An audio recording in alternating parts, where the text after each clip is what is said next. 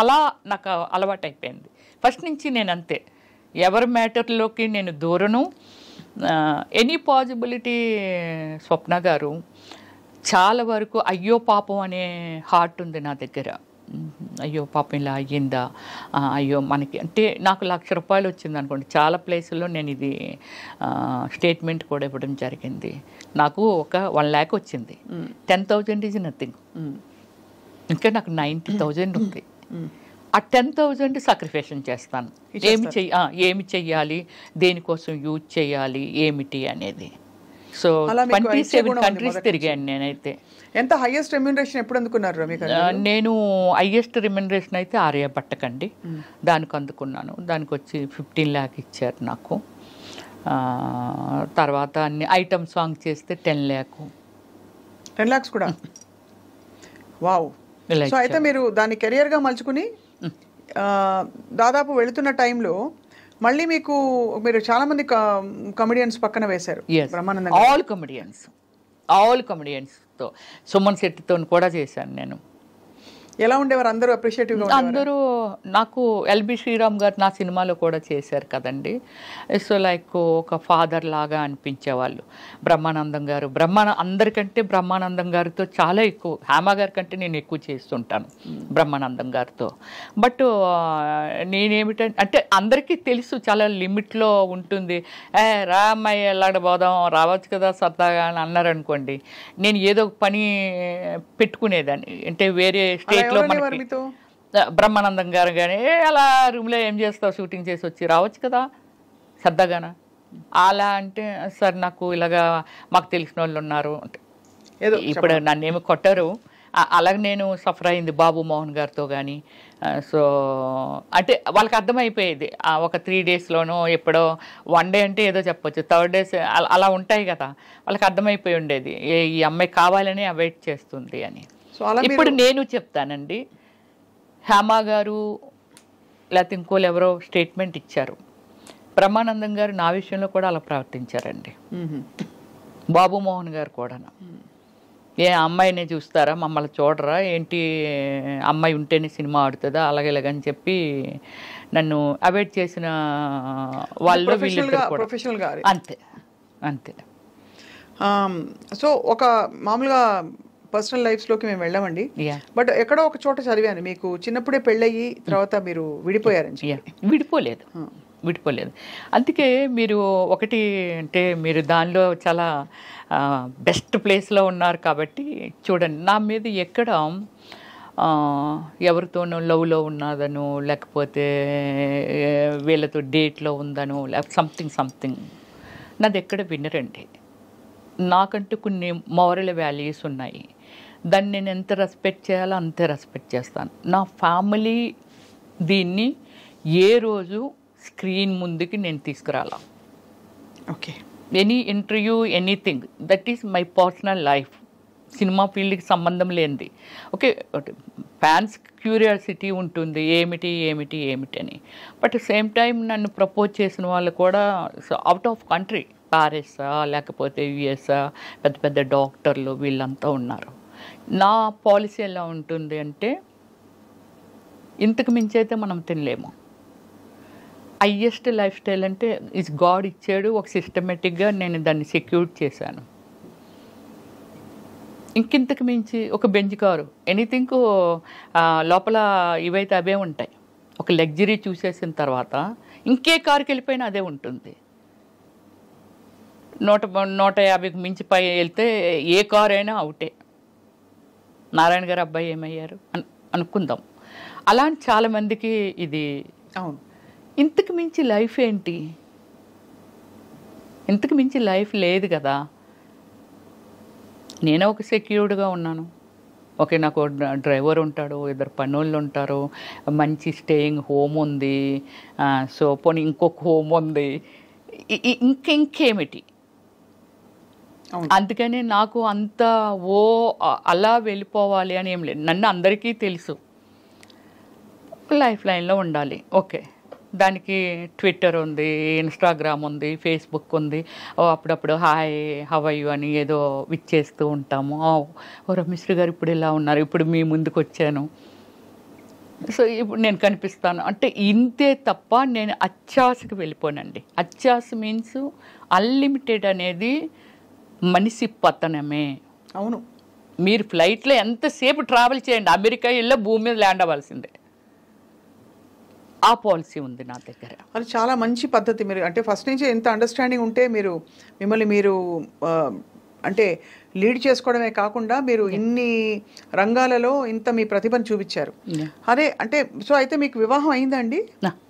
అయింది, చిన్నప్పుడే అయిపోయింది. 13 years ఏజ్కే మ్యారేజ్ అయిపోయింది. కాకపోతే నేను ఎక్కడ రివీల్ చేయలేదు అంతే, అంతకు మించి. ఇప్పుడు మీ వారు ఎక్కడ ఉన్నారు? ఎక్స్పైర్ అయ్యారు.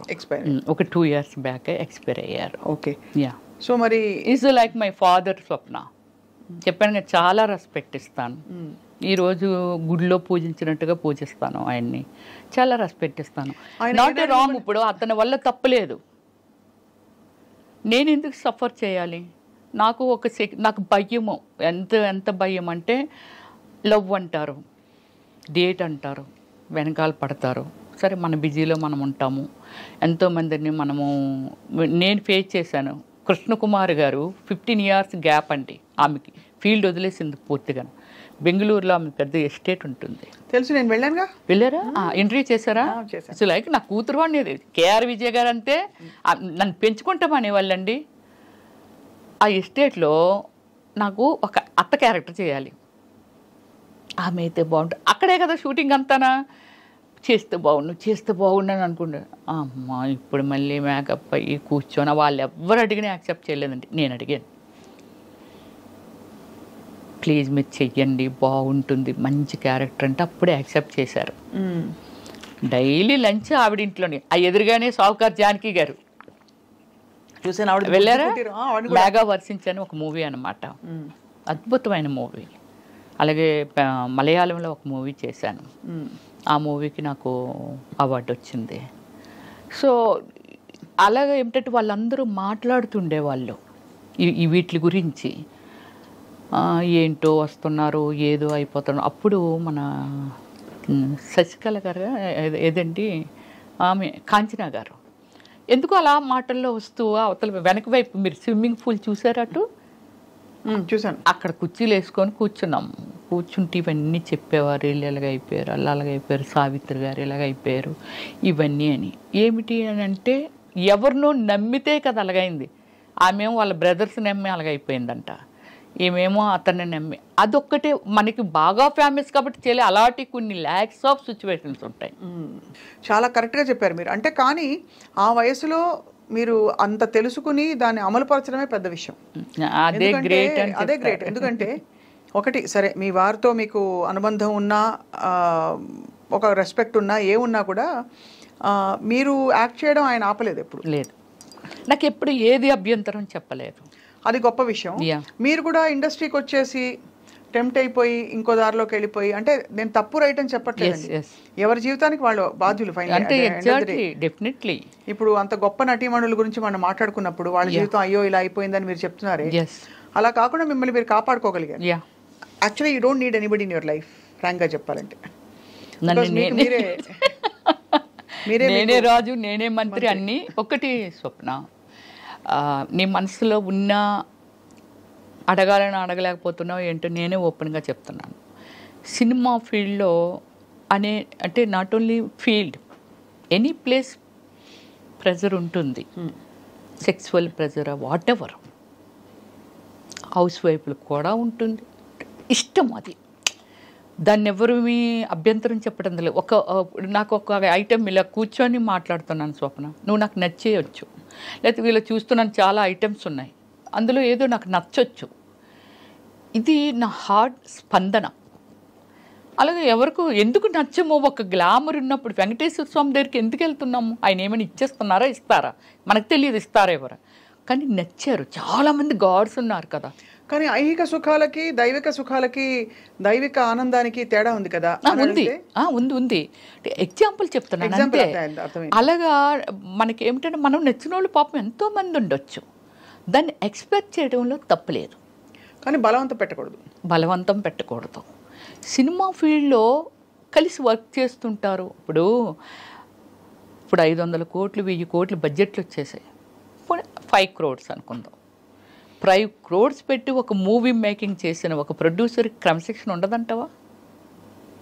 ఒక డైరెక్టర్ తన సినిమా హిట్ అవ్వాలి, అదవ్వాలి, ఇదవ్వాలి అని ఎంత టెన్షన్లో తన క్రమశిక్షణ ఉండదంటారా?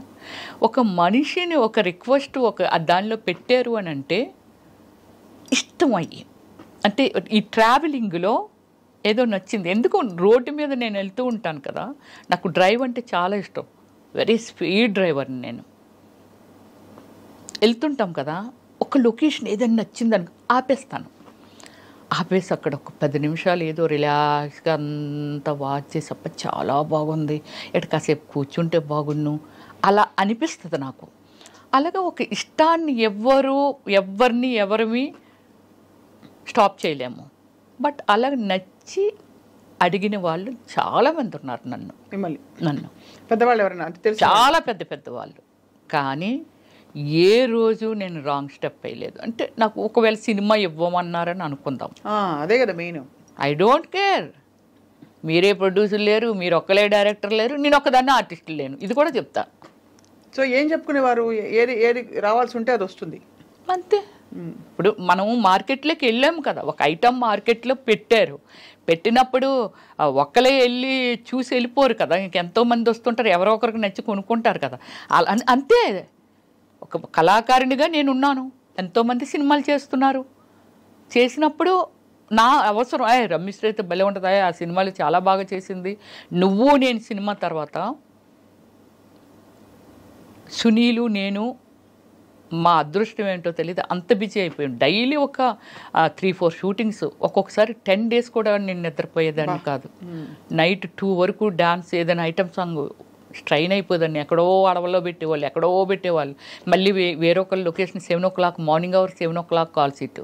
నేను ఎప్పుడు ఇంటికి వెళ్ళాలి, ఎప్పుడు పడుకోవాలి, ఎన్ని చేయాలి. ఇప్పటికే నా దగ్గర ఒక అసిస్టెంట్ ఉండేదండి, లక్ష్మి అనేసి. ఇప్పటికీ మాట్లాడుతుంది. పిల్లలతో పెద్దోళ్ళు అయిపోయారు, ఇంటర్మీడియట్ ఏదో చదువుతున్నారు. 10 years ఉంది అమ్మాయి నా దగ్గర.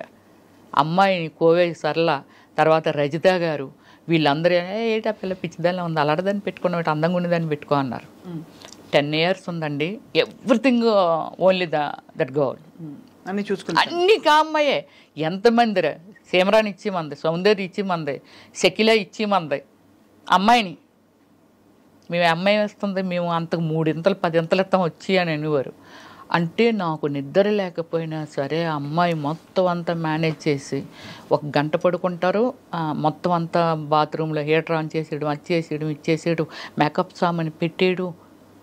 నెక్స్ట్ సినిమా ఏంటి, నా ఏం డ్రెస్ వేస్తాను, ఎలాగేస్తాను, దానికి షేడ్లు కూడా అమ్మాయికి వచ్చేసాయి. అంటే ఈ షేడ్ వేస్తారు మేడం గారు, ఈ కలర్ చీర కడతానన్నారని. అంత బ్యూటిఫుల్ వర్కర్ అండి. ఇప్పటికంతకే నేను మర్చిపోలేకపోయాను. 1 ఎకరం ల్యాండ్ కూడా అమ్మాయికి పండించుకొని ఇచ్చాను మా విలేజ్. వాళ్ళది కొత్తపల్లి, మాది కొత్తూరు, పక్క విలేజెస్ అనమాట. చాలా చిన్నప్పుడు వచ్చింది అమ్మాయిని నన్ను జైల్లో పెడతానని వారు, ఎంత చిన్నపిల్లని వర్క్ లేయడం మా మేడం పంచుకుంటుంది అనేది. అమ్మాయికి 1 acre కూడా ఇచ్చాను స్వప్న నేను.